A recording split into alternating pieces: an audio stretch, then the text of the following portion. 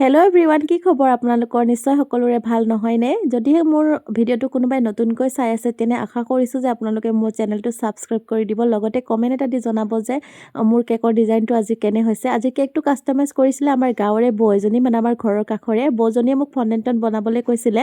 মই ক'লোঁ যে মই ফণ্ডেণ্টত বনাবলৈ নোৱাৰোঁ। আচলতে নোৱাৰা নহয়, মাজতে মই বনাইছিলোঁ, বনাবলৈ অকণমান দিগদাৰো পাওঁ আৰু দামবোৰো বেছি হয়, মানুহে দামবোৰো দিব নিবিচাৰে, সেয়ে বাদ দিয়াই হৈছোঁ আৰু বনাবলৈ।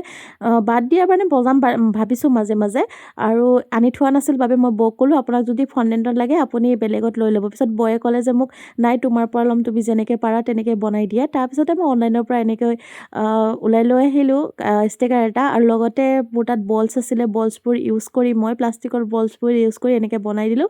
বাকী ডিজাইনটো আপোনালোকক কেনে লাগিছে কমেণ্টত জনাবলৈ নাপাহৰিব। তাৰপিছতে মই আহি গ'লোঁ বাৰ্থডে খাব, আৰু আমাৰ এই টিকলিজনীৰে আজি বাৰ্থডে আছিলে আৰু তাৰ বাৰ্থডেৰ কেকটো মই বনাইছোঁ।